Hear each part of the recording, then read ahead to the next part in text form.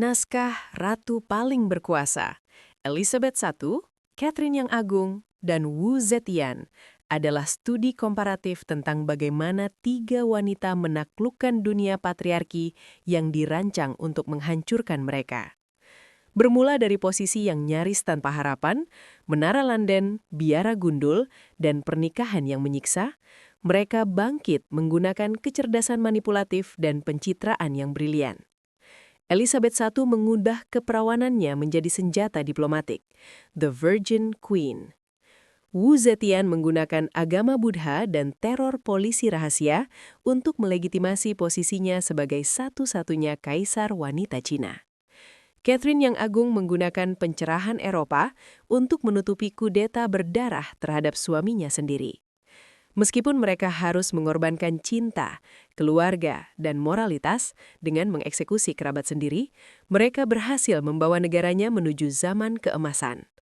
Naskah ini ditutup dengan analisis tentang kematian dan warisan mereka. Bagaimana sejarawan pria berusaha menghapus atau menodai nama mereka, mitos kuda Catherine, sejarah hitam Wu Zetian, namun akhirnya waktu membuktikan bahwa mereka adalah penguasa yang jauh lebih kompeten daripada raja-raja pria yang menggantikan mereka.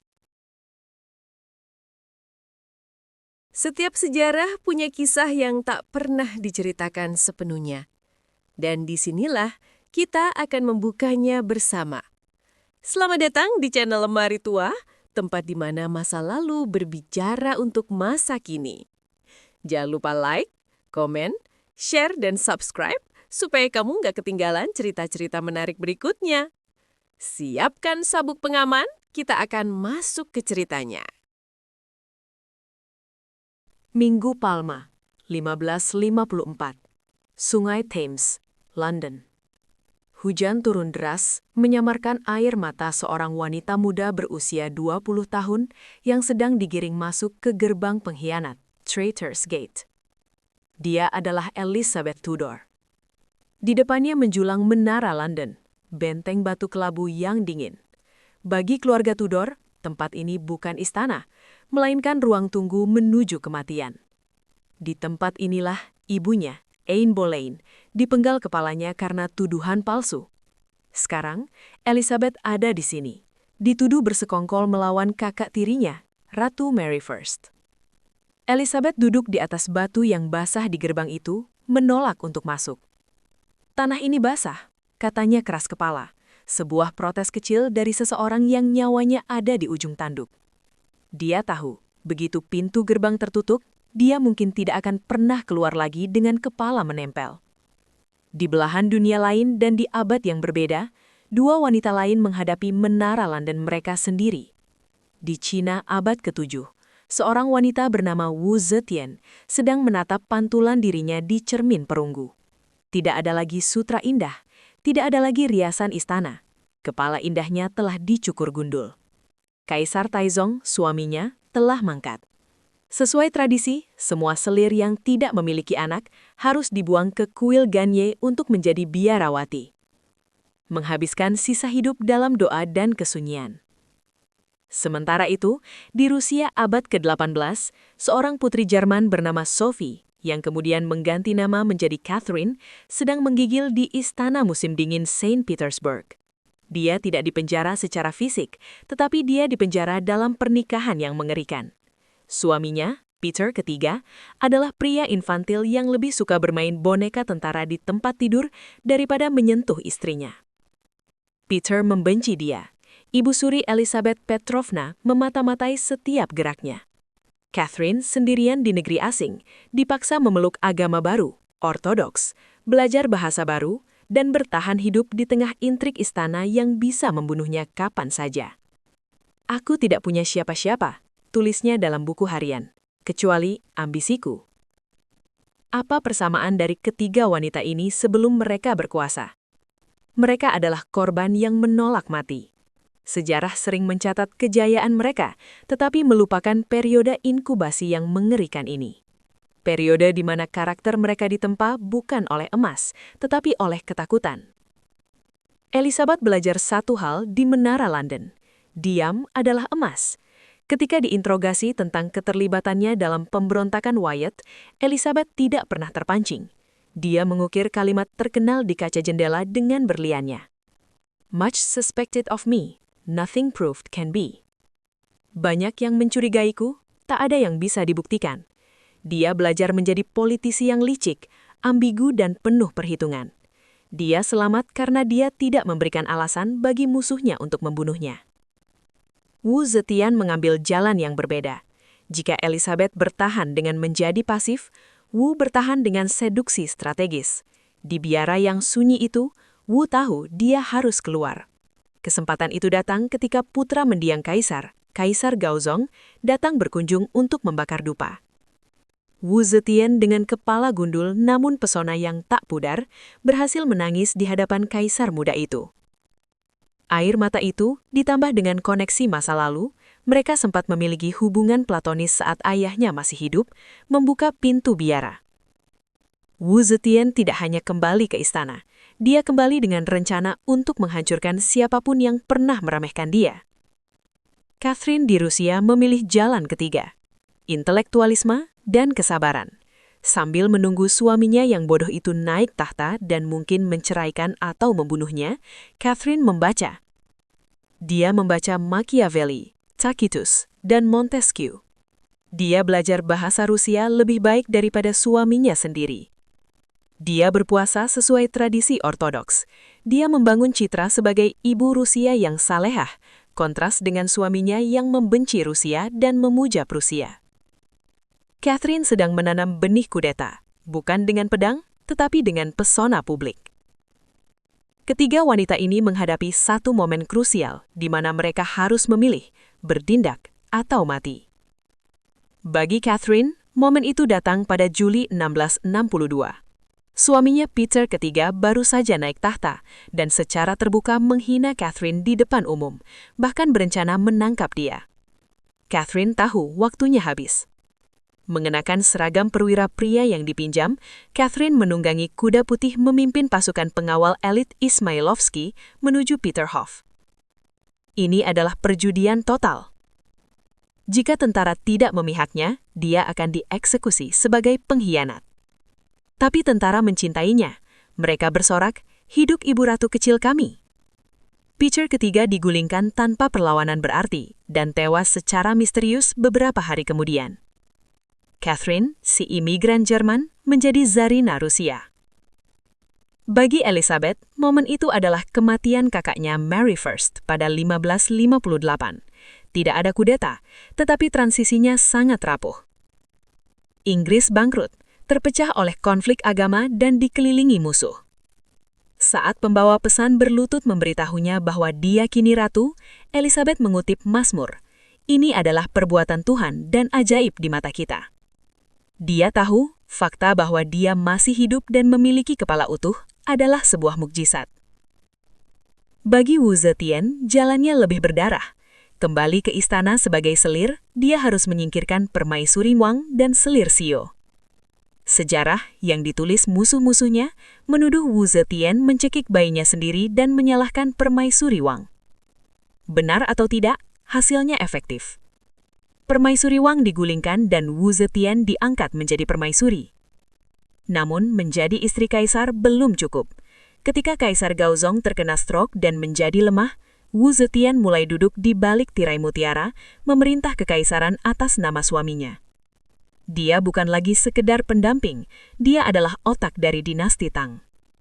Ketiga wanita ini tidak dilahirkan menjadi penguasa tunggal. Elizabeth adalah anak haram setelah ibunya dieksekusi. Wu Zetian adalah putri pedagang kayu, bukan bangsawan tinggi. Catherine adalah putri Jerman dari kerajaan kecil yang tidak signifikan. Mereka naik ke puncak bukan karena hak ilahi, divine right, tetapi karena survival of the fittest.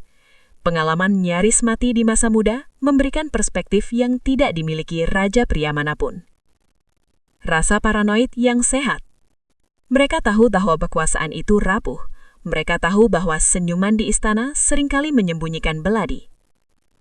Ketika mereka akhirnya duduk di singgasana, mereka tidak duduk dengan santai. Mereka duduk dengan waspada. siap menerkam siapapun yang mencoba mengembalikan mereka ke menara, biara atau pernikahan yang dingin itu. Namun, merebut kekuasaan adalah langkah awal. Mempertahankannya di dunia yang didominasi pria membutuhkan lebih daripada keberanian. Itu membutuhkan citra. Selanjutnya, kita akan melihat bagaimana mereka menggunakan fashion, agama, dan propaganda untuk mengubah diri mereka dari wanita lemah menjadi dewi yang tak tersentuh. Kekuasaan itu seperti teater. Jika penonton tidak percaya pada akting Anda, pertunjukan akan berakhir. Dan dalam kasus politik kerajaan, tirai yang turun seringkali berarti kepala yang jatuh. Bagi Elizabeth I, Wu Zetian, dan Catherine yang Agung, masalahnya bukan hanya bagaimana memimpin negara. Masalah utamanya adalah gender mereka. Dalam teologi Kristen, Konfusianisme, dan budaya patriarki Rusia, seorang wanita yang memegang kekuasaan tertinggi dianggap sebagai anomali alam, seperti ayam betina yang berkokok saat fajar, sebuah pertanda kehancuran menurut pepatah Tiongkok kuno. Untuk bertahan, mereka tidak bisa hanya menjadi penguasa yang kompeten. Mereka harus menjadi sesuatu yang lebih dari manusia. Mereka harus menjadi mitos yang berjalan. Oktober 1562, Ratu Elizabeth I terbaring sekarat di Hampton Court.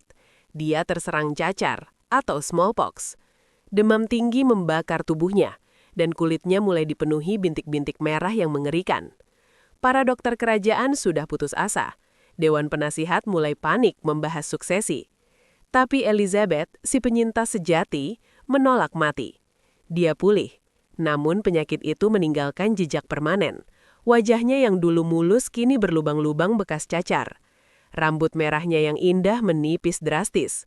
Bagi seorang ratu yang kekuasaannya bergantung pada citra kecantikan dan kesehatan, sebagai metafora kesehatan negara, ini adalah bencana politik. Elizabeth menjawab bencana ini dengan menciptakan The Mask of Youth, atau topeng pemuda. Dia mulai menggunakan ramuan Venetian Ceres, campuran cuka dan timbal putih, atau white lead.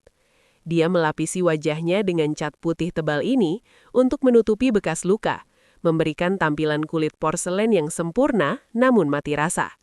Di pipinya, dia mengoleskan pewarna merah dari cinnabar, atau mercury sulfide. Ironisnya, riasan ini perlahan membunuh dia. Timbal meracuni darahnya, membuat kulitnya semakin rusak, memaksanya memakai lapisan yang semakin tebal. Di tahun-tahun terakhirnya, dilaporkan bahwa lapisan riasan Elizabeth setebal setengah inci. Tapi itu bukan sekedar riasan, itu adalah senjata propaganda. Elizabeth mengawinkan citra fisiknya dengan strategi politik yang jenius, The Virgin Queen, atau Ratu Perawan. Dia menolak menikah. Parlemen mendesaknya untuk mencari suami, agar ada pewaris. Tetapi Elizabeth tahu, sejarah. Begitu dia menikah, suaminya akan menjadi raja, dan dia akan kembali menjadi istri.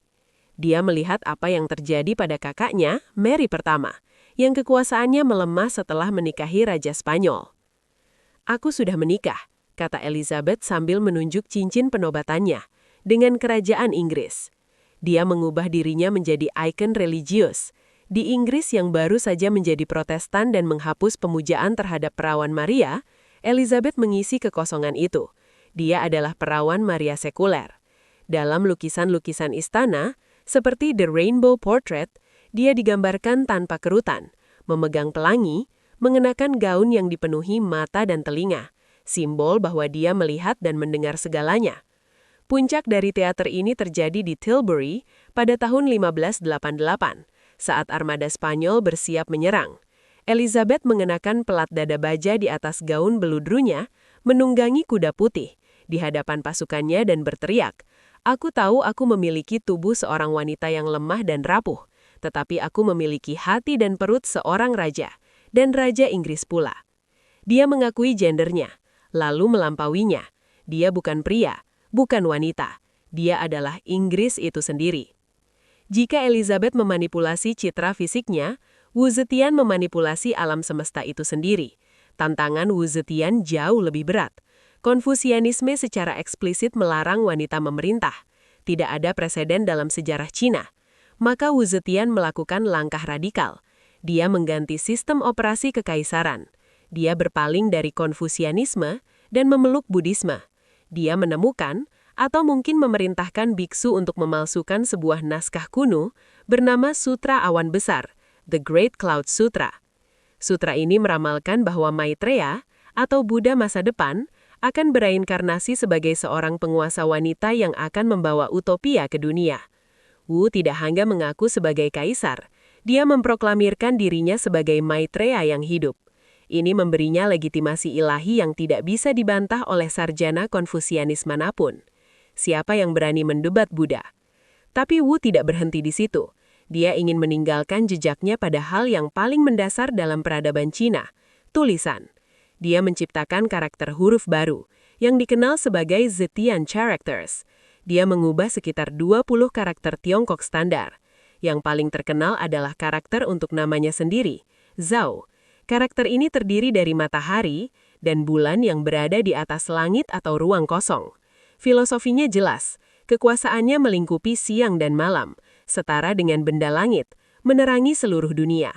Dengan memaksa seluruh birokrasi menggunakan huruf ciptaannya, Wu secara harfiah memaksa setiap orang yang menulis untuk mengakui legitimasinya setiap hari.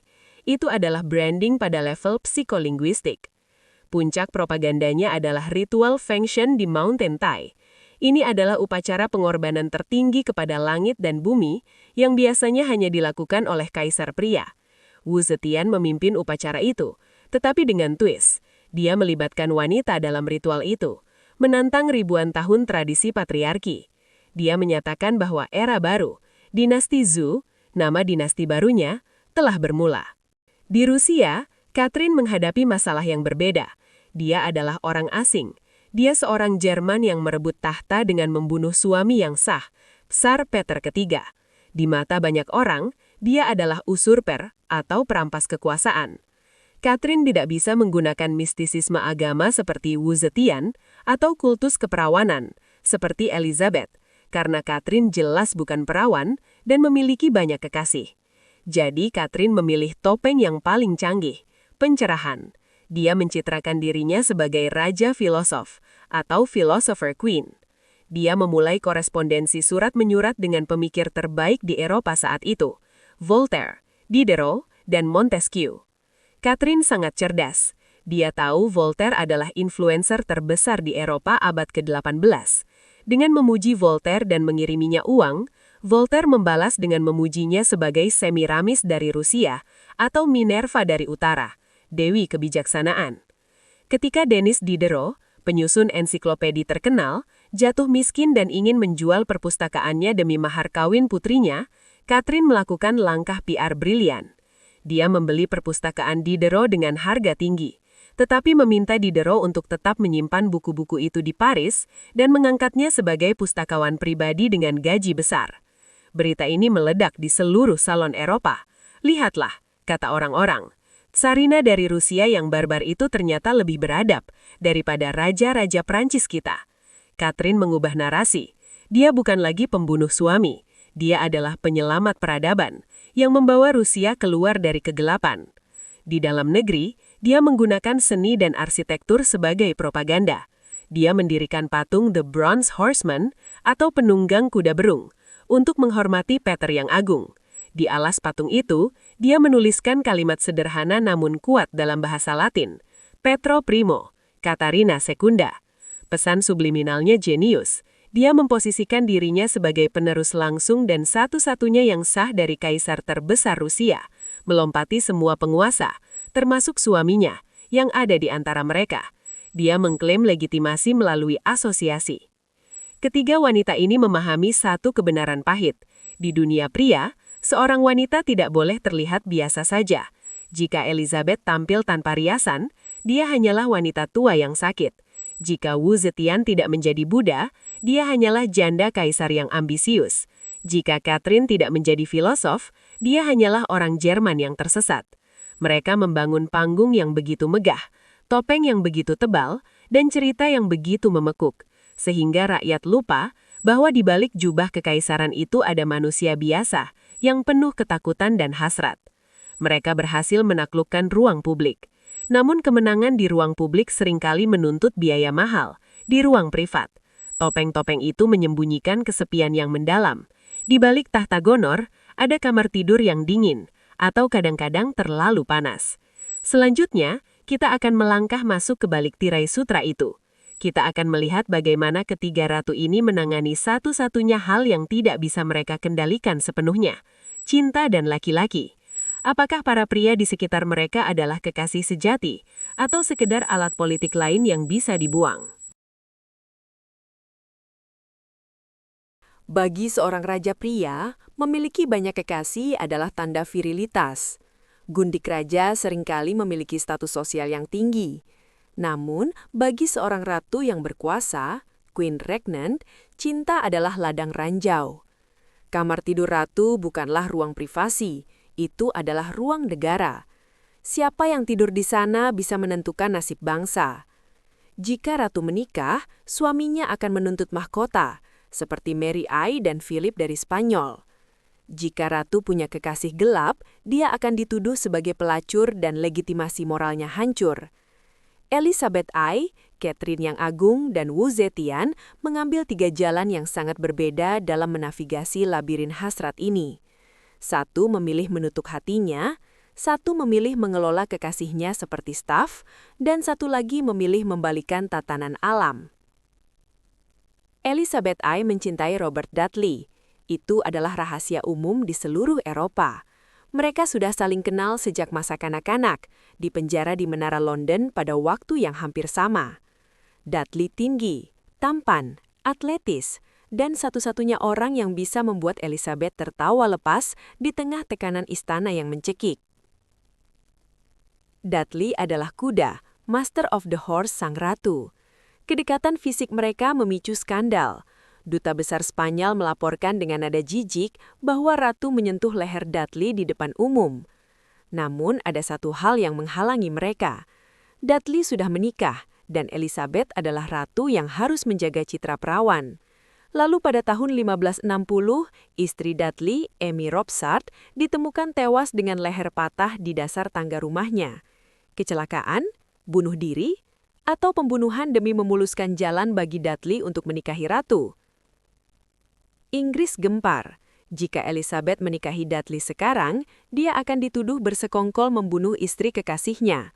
Tahtanya akan goyah. Disinilah Elizabeth menunjukkan disiplin besinya. Meski hatinya hancur, dia menjauhkan Dudley secara politis sambil tetap membiarkannya dekat secara pribadi. Dia menolak menikahinya. Dia menolak menikah dengan siapapun. Elizabeth mengubah kerinduan pribadinya menjadi senjata diplomatik. Selama puluhan tahun, dia melakukan tarian pernikahan, The Marriage Game, dengan pangeran-pangeran Prancis dan Spanyol. Dia membiarkan mereka berharap, mengirim surat manis, menerima hadiah, tetapi tidak pernah berkata ya. Selama dia masih lajang, Inggris aman, karena Spanyol dan Prancis berlomba memperebutkannya. Begitu dia menikah, aliansi akan terbentuk dan Inggris bisa diserang.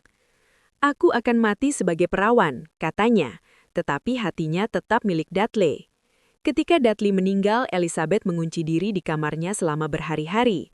Dia menyimpan surat terakhir Dudley di dalam kotak harta karunnya dengan tulisan tangan sendiri, His Last Letter, surat terakhirnya. Surat itu ditemukan di sana saat Elizabeth meninggal, 15 tahun kemudian. Namun, di masa tuanya, Elizabeth melakukan kesalahan fatal. Dia jatuh hati atau setidaknya terpesona pada anak tiri Dudley yang jauh lebih muda, Robert Devereux, Earl of Essex. Essex muda, tampan, dan arogan. Dia salah mengira kasih sayang ratu sebagai kelemahan. Dia mencoba memberontak. Elizabeth dengan hati yang membeku harus menandatangani perintah eksekusi pria yang pernah dia puja itu. Cinta bagi Elizabeth selalu berakhir dengan darah atau air mata. Berbeda dengan Elizabeth yang menekan hasratnya, Catherine yang agung memeluknya. Tetapi dia melakukannya dengan cara yang sangat maskulin. Catherine tidak mencari suami, dia mencari mitra. Sejarah mencatat nama banyak kekasih Catherine, sekitar 12 hingga 22 orang, tergantung siapa yang menghitung. Tetapi hanya satu yang benar-benar memiliki hatinya, Grigory Potemkin. Potemkin bukanlah pria tampan standar. Dia bertubuh raksasa, bermata satu, kehilangan mata dalam pertengkaran atau kecelakaan, kasar, dan sering terlihat tidak mandi. Tapi dia jenius. Hubungan Catherine dan Potemkin adalah salah satu kemitraan politik terbesar dalam sejarah. Mereka mungkin menikah secara rahasia pada tahun 1774, tetapi mereka sadar bahwa pernikahan resmi akan memicu kudeta. Jadi mereka menciptakan dinamika yang unik. Potemkin menjadi orang kedua di Rusia. Dia memperluas wilayah kekaisaran ke Crimea, membangun armada Laut Hitam, dan mendirikan kota-kota baru, seperti Sevastopol. Ketika gairah seksual di antara mereka memudar, mereka tidak berpisah. Mereka bertransisi menjadi sahabat bermanfaat. Yang lebih mengejutkan, Potemkin bertugas sebagai pencari bakat untuk Catherine. Potemkin akan menyeleksi perwira muda yang tampan, cerdas, dan setia untuk menjadi kekasih baru Catherine. Calon kekasih ini diperiksa kesehatannya oleh dokter istana untuk mencegah penyakit kelamin, diuji kecerdasannya oleh Potemkin, dan kadang-kadang diuji kemampuannya oleh dayang kepercayaan Catherine, Kontes Bruce. Jika lolos seleksi, pria muda itu akan diangkat menjadi ajudan pribadi Catherine, diberi gaji besar, dan tinggal di apartemen di bawah kamar ratu. Bagi Catherine, seks adalah kebutuhan, seperti makan atau tidur yang diperlukan untuk menjaga energinya tetap tinggi dalam mengurus negara. Dia tidak dikendalikan oleh pria-pria ini, dia yang mengendalikan mereka. Ketika dia bosan, dia akan memberikan pesangon berupa tanah dan ribuan petani, serfs, lalu menyuruh mereka pergi. Aku butuh seseorang yang mencintaiku dan bisa diajak bicara, tulis Catherine. Dia menjadikan seksualitasnya sebagai bagian dari manajemen istana yang efisien. Jika Elizabeth menahan diri dan Catherine mengelola secara profesional, Wu Zetian melanggar tabu terbesar. Dia memelihara harem pria. Di Cina kuno, kaisar pria wajar memiliki ribuan selir wanita. Itu adalah simbol yang, energi vital yang melimpah. Ketika Wu Zetian menjadi kaisar, Huangdi, dia merasa berhak atas hal yang sama. Baginya, memiliki selir pria muda, Chongke, bukan hanya soal kepuasan seksual, tetapi simbol supremasi politik. Dia adalah pria dalam hubungan kekuasaan. Di usia senjanya sekitar 70-an, Wu Zetian mulai bergantung pada dua pria muda yang sangat tampan, Zhang Yizhe dan Zhang Changzong, dikenal sebagai The Zhang Brothers. Kedua bersaudara ini mantan musisi, berkulit halus, memakai bedak, dan mengenakan pakaian sutra mewah. Para menteri Konfusianis yang tua dan kaku mengerikan, bukan hanya karena Ratu Ota tidur dengan pemuda seumur kakunya, tetapi karena pengaruh politik yang dimiliki kedua bersaudara itu. Saudara Zhang menjadi penjaga gerbang. Siapapun yang ingin bertemu Wu Zetian harus melalui mereka. Kaisar Wu yang mulai sakit-sakitan dan paranoid menghabiskan hari-harinya di pavilion tertutup bersama dua pemuda ini, bermain musik dan pesta obat-obatan panjang umur. Ini adalah titik buta Wu Zetian. Dia yang seumur hidupnya sangat cerdas dan kejam menyingkirkan lawan, menjadi lemah oleh sanjungan pemuda tampan di akhir hayatnya. Saudara Zhang dulai korupsi, menghina menteri senior, bahkan membunuh anggota keluarga raja-raja yang mengkritik mereka. Wu Zetian melindungi mereka, membutakan mata terhadap kejahatan mereka.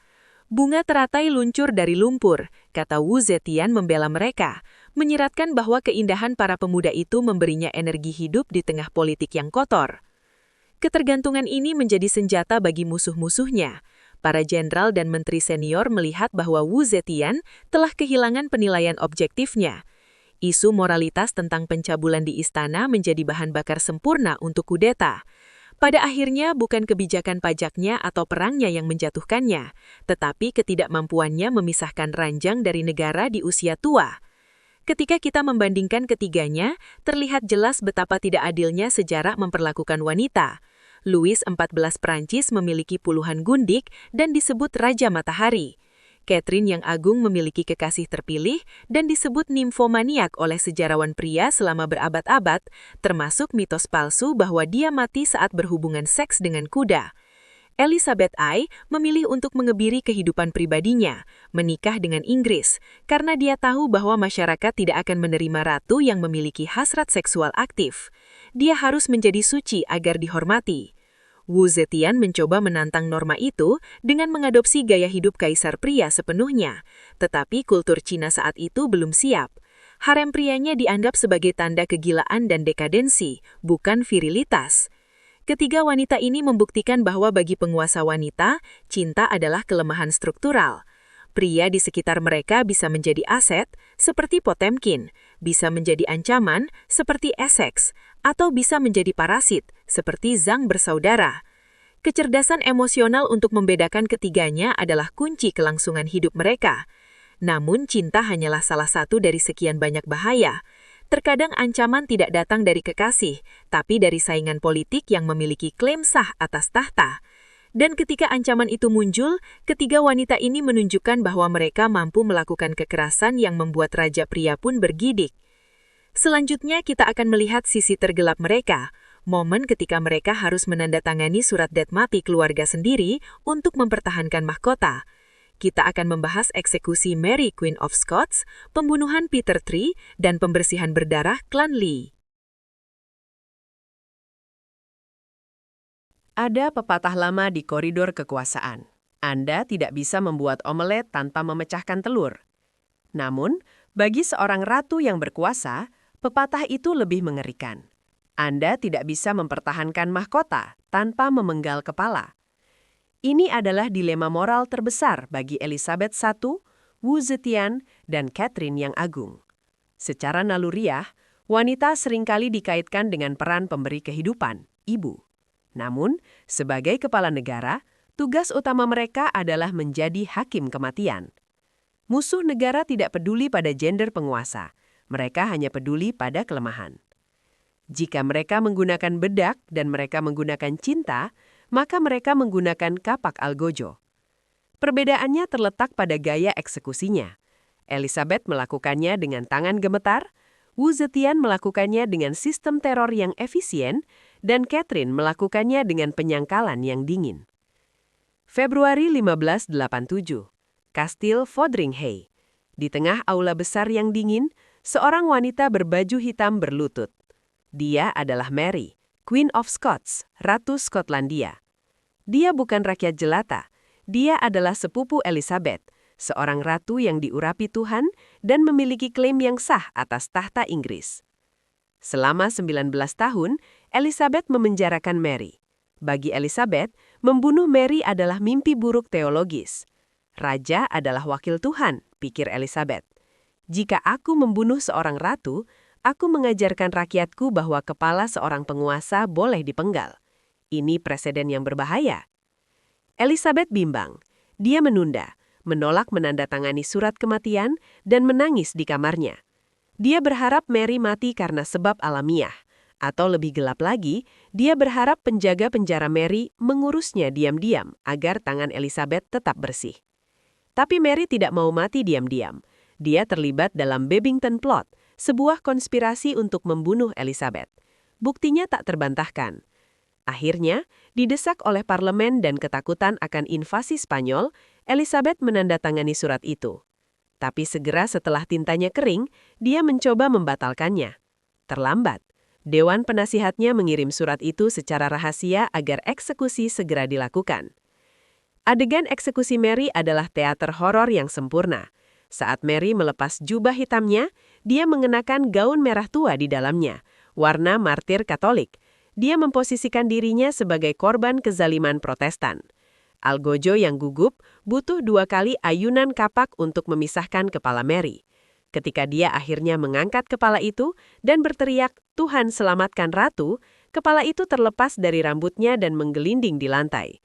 Ternyata Mary memakai wig, rambut aslinya sudah memutih dan botak. Dan dari balik rok mayat itu, seekor anjing kecil milik Mary merangkak keluar, berlumuran darah majikannya. Ketika berita kematian itu sampai ke London, lonceng gereja berdentang merayakan kematian penyihir Katolik itu. Tapi Mary amarah. Dia berteriak pada menterinya, mengklaim bahwa dia tidak pernah bermaksud agar surat itu dikirim. Dia memenjarakan sekretaris yang mengirim surat itu. Apakah sandiwara?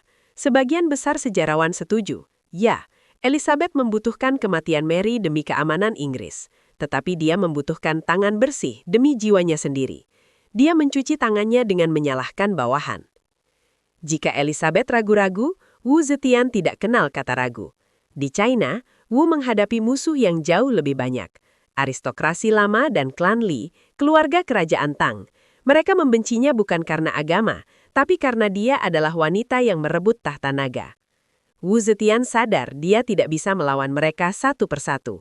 Dia butuh sistem, maka dia menciptakan polisi rahasia. Dia merekrut preman-preman sadis dan birokrat yang ambisius, memberi mereka kekuasaan tak terbatas untuk memburu pengkhianat. Salah satu yang paling terkenal dan paling kejam adalah Lai Junchen. Lai Junchen menulis manual penyiksaan berjudul Perangkap untuk Menjebak Pengkhianat. Metode mereka mengerikan. Salah satu teknik favoritnya adalah mencabut alis dan menuangkan cuka ke hidung tahanan. Tujuannya bukan mencari kebenaran, tapi mencari pengakuan. Ribuan menteri, jenderal, dan anggota keluarga raja diseret, disiksa, dan dieksekusi di pasar. Klan Li dibatai hingga hampir punah. Ada sebuah anekdot terkenal yang menggambarkan betapa mengerikannya era ini. Qing Junru Wengku, silahkan masuk ke dalam gunyah. Suatu hari, Lai Junchen diminta menyelidiki sesama pejabat penyiksa yang dicurigai berkhianat. Cho Xing. Lai Junchen mengendang Cho Xing untuk makan malam dan bertanya dengan santai. Tuan Cho, saya punya tahanan keras kepala. Bagaimana cara terbaik membuatnya mengaku? Cho Xing tidak sadar dia adalah targetnya, tertawa, dan berkata, mudah, ambil gunyah besar tembaga, isi sekelilingnya dengan arang panas, lalu masukkan tahanan ke dalamnya. Dia pasti mengaku. Lai Junchen tersenyum, memerintahkan bawahannya membawa gunyah besar dan menyalakan api. Dia berdiri dan berkata, Tuan Cho, ada surat perintah penangkapan untuk Anda. Silahkan masuk ke dalam gunyah. Cho Xing langsung bersujud dan mengaku. Apakah Wu Zetian kejam?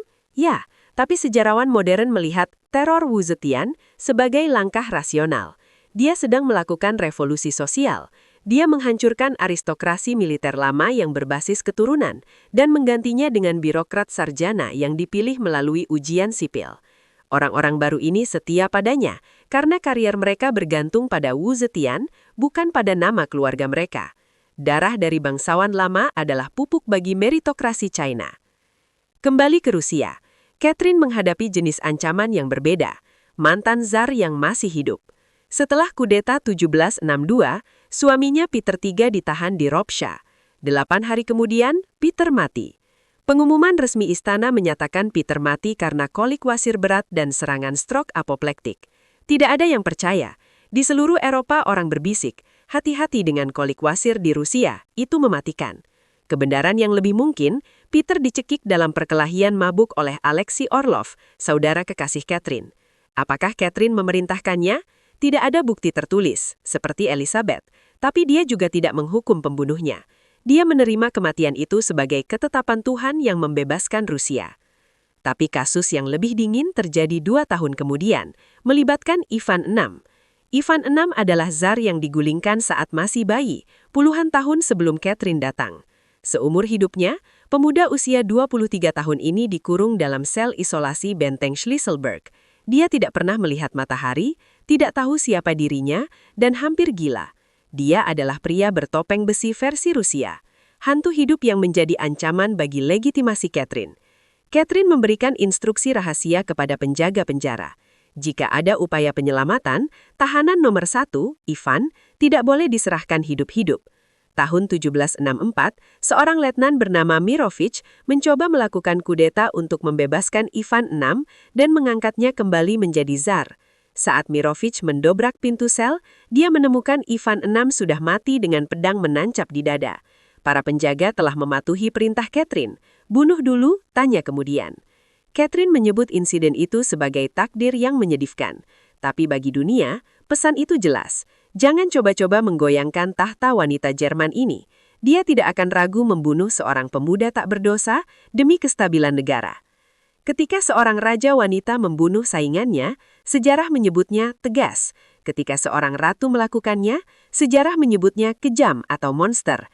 Padahal ketiga wanita ini hanya melakukan apa yang diajarkan Machiavelli. Lebih baik ditakuti daripada dicintai, jika Anda tidak bisa menjadi keduanya. Ketiganya memiliki darah di tangan mereka, tetapi motivasinya berbeda. Pertama, Elizabeth membunuh karena terpaksa. Dia mengulur waktu selama mungkin, mencoba segala cara diplomasi, sebelum akhirnya menggunakan kapak sebagai pilihan terakhir. Kekejamannya adalah kekejaman defensif. Kedua, Wu Zetian membunuh secara sistemik. Dia menggunakan teror sebagai alat pembersihan untuk merestrukturisasi masyarakat. Kekejamannya adalah kekejaman ofensif dan revolusioner. Ketiga, Catherine yang Agung membunuh secara pragmatis. Dia tidak menyukai kekerasan. Dia bahkan menghapus hukuman mati untuk kejahatan biasa di Rusia. Tetapi untuk urusan tahta, dia menjadi dingin seperti es. Kekejamannya adalah kekejaman bedah. Darah yang tumpah di lantai istana mereka mengering dan menjadi fondasi bagi zaman keemasan yang mereka pimpin. Tanpa eksekusi Mary, Inggris mungkin jatuh ke tangan Spanyol. Tanpa pembersihan klan Li, dinasti Tang atau Zhou mungkin hancur dalam perang saudara. Tanpa kematian Ivan VI, Rusia mungkin terpecah oleh pemberontakan. Namun, sejarah memiliki cara unik untuk membalas dendam. Kekuasaan absolut mereka berakhir pada satu titik yang sama, kematian. Dan begitu mereka masuk ke liang kubur mereka, pena sejarah beralih ke tangan pria-pria yang pernah mereka tindas. Selanjutnya kita akan melihat bagaimana warisan mereka dicatat, dihapus dan ditulis ulang. Mengapa makam Wu Zetian memiliki batu nisan tanpa tulisan? Mengapa Catherine dituduh mati dengan cara memalukan? Dan bagaimana Elizabeth menjadi mitos yang menyelamatkan Inggris? Kematian adalah satu-satunya hal yang tidak bisa ditaklukkan oleh ratu yang paling berkuasa sekalipun. Namun bagi Elizabeth pertama, Wu Zetian, dan Catherine yang Agung, kematian fisik hanyalah awal dari pertempuran baru. Pertempuran memperebutkan ingatan. Selama mereka hidup, pena para sejarawan tertahan oleh rasa takut. Tapi begitu peti mati ditutup, tinta mulai mengalir deras, seringkali bercampur dengan racun misogini. Para pria yang menggantikan mereka, James pertama di Inggris, Kaisar Zhongzong di China, dan Paul pertama di Rusia, memiliki satu misi yang sama: memastikan bahwa pemerintahan wanita ini dianggap sebagai kecelakaan sejarah yang tidak boleh terulang. Maret 1603, Istana Richmond. Ratu Elizabeth pertama, kini berusia 69 tahun, berdiri di tengah kamarnya. Dia berdiri selama 15 jam berturut-turut. Dia menolak untuk berbaring di tempat tidur. "Jika aku berbaring," bisiknya dengan suara parau, "aku tidak akan pernah bangun lagi." Wanita yang telah memerintah Inggris selama 44 tahun ini bertarung melawan maut dengan keras kepala. Wajahnya yang tertutup riasan tebal tampak seperti topeng retak. Giginya sudah hitam karena gula. Dia depresi berat setelah kematian kekasih mudanya, Essex, yang dia eksekusi sendiri. Ketika penasihatnya, Robert Cecil, mendesaknya untuk tidur demi kebaikan negara, Elizabeth menyentak. Kata harus bukanlah kata yang boleh digunakan kepada para pangeran, tuan kecil. Itu adalah percikan api terakhir dari Gloriana. Akhirnya dia jatuh di atas bantal-bantal yang disebar di lantai. Dia kehilangan kemampuan berbicara. Dengan isyarat tangan, dia menunjuk bahwa penggantinya adalah James ke-6 dari Skotlandia, putra dari Mary, Queen of Scots, yang dia penggal kepalanya. Ironi sejarah yang sempurna. Elizabeth memenangkan pertempuran melawan Mary, tapi garis keturunan Mary lah yang memenangkan perang jangka panjang. Pada dini hari 24 Maret 1603, cincin penobatan yang telah memakan daging jarinya karena tidak pernah dilepas selama 44 tahun digergaji. Elizabeth wafat. Zaman Tudor berakhir. Namun sesuatu yang aneh terjadi setelah kematiannya. Raja-raja Stuart yang menggantikannya, James pertama dan Charles pertama, ternyata tidak kompeten dan memicu perang saudara. Rakyat Inggris mulai merindukan Bess yang baik. Elizabeth tidak dihapus, dia dimitoskan. Dia menjadi simbol zaman keemasan di mana Inggris mengalahkan Spanyol dan menguasai lautan. Kemenangan terbesarnya adalah dia menetapkan standar yang begitu tinggi sehingga raja-raja pria setelahnya terlihat kerdil. Di Rusia, kematian Catherine pada November 1796 jauh lebih mendadak. Dia mengalami stroke di kamar mandi istana dan meninggal tanpa sadar keesokan harinya. Begitu Catherine menghembuskan nafas terakhir, putranya Paul pertama langsung bergerak. Paul membenci ibunya. Dia menyalahkan Catherine atas pembunuhan ayahnya, Peter III, dan karena telah mencuri tahta yang seharusnya miliknya. Paul melakukan tindakan balas dendam yang picik namun simbolis. Dia memerintahkan makam ayahnya, Peter III, digali kembali. Tulang belulang Peter dipakaikan mahkota kekaisaran.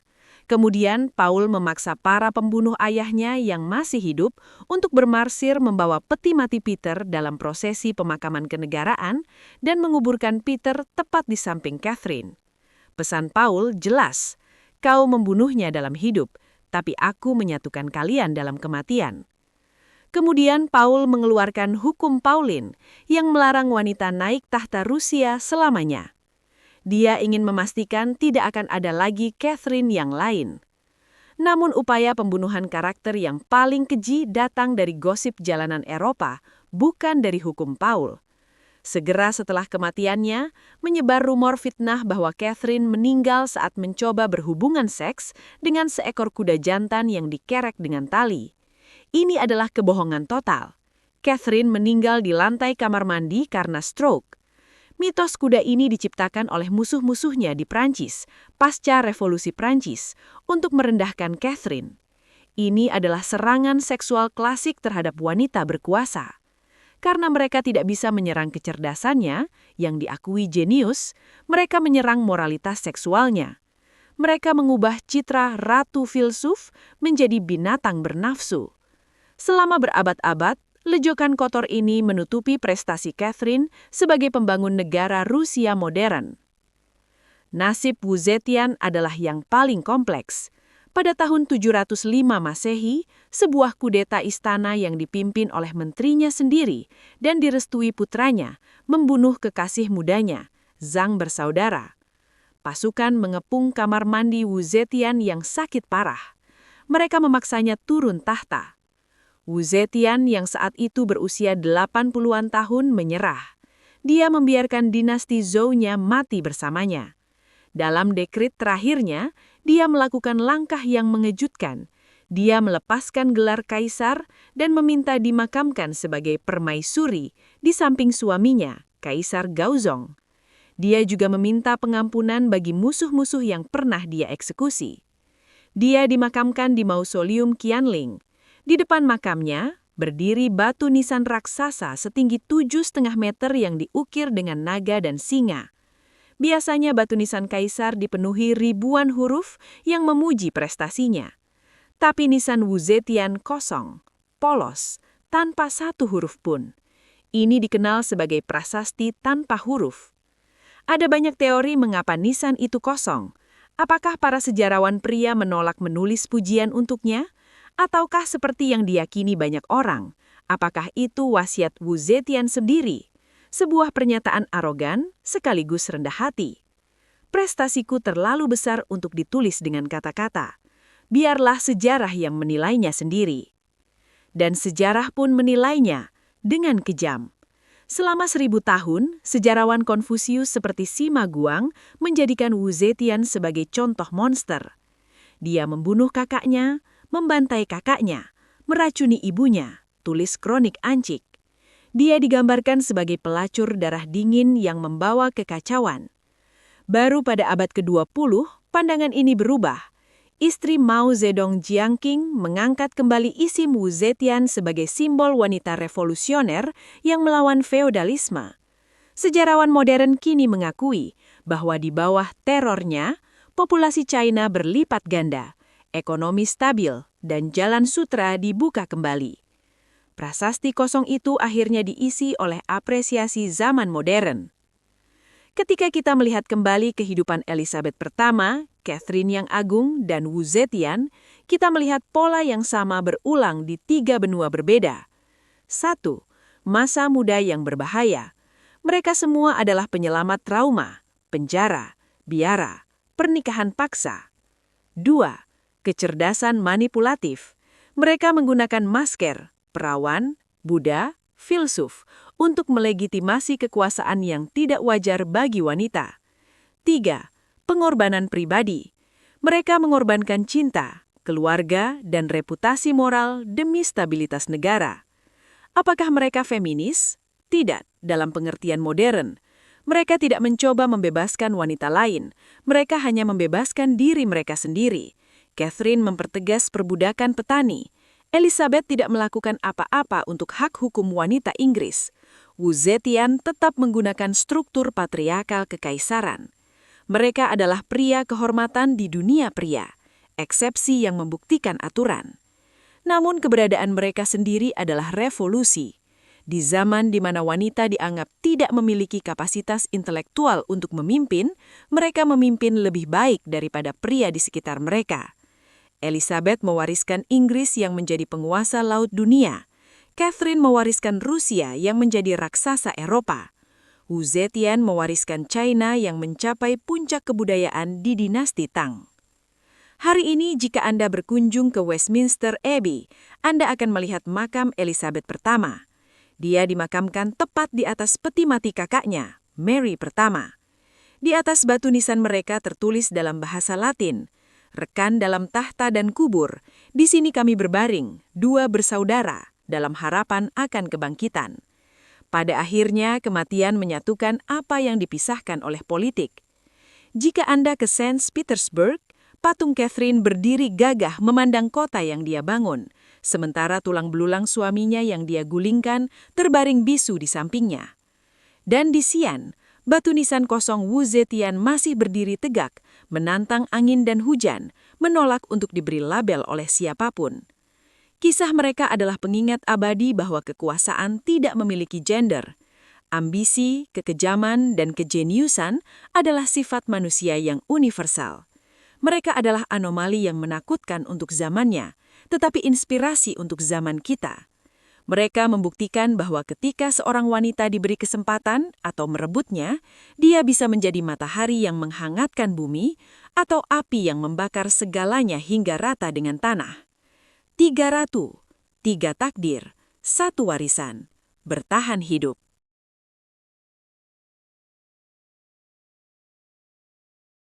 Kisah Elizabeth I, Catherine yang Agung, dan Wu Zetian adalah bukti monumental bahwa gender bukanlah penghalang bagi ambisi kekuasaan yang absolut.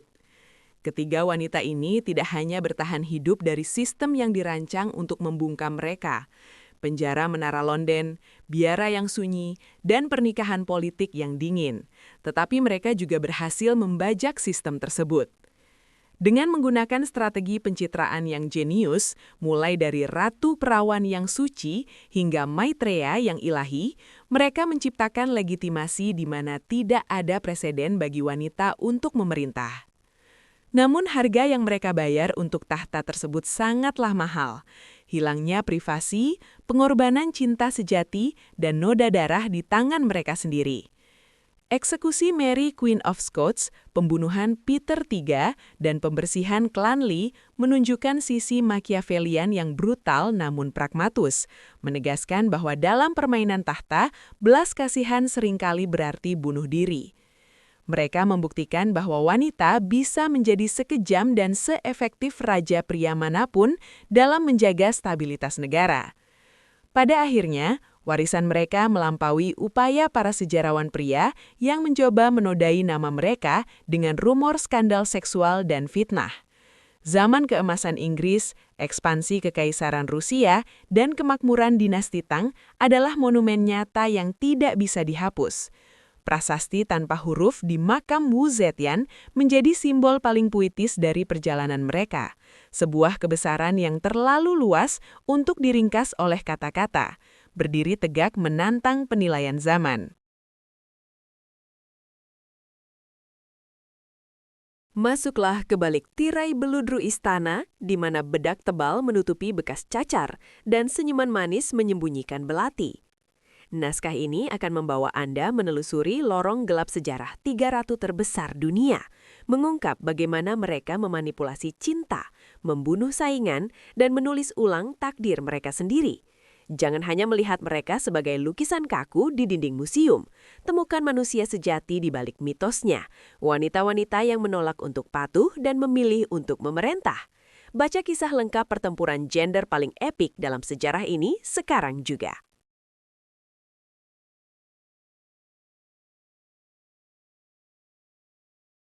Komen di kolom komentar bagian mana yang menurutmu menarik. Di video selanjutnya kita akan memuat sejarah-sejarah yang mungkin belum kalian tahu atau kalian punya ide cerita sejarah yang menurut kalian menarik dan asik untuk kita telusuri. Pastikan kamu sudah subscribe agar tidak ketinggalan. Sampai jumpa di cerita sejarah lainnya.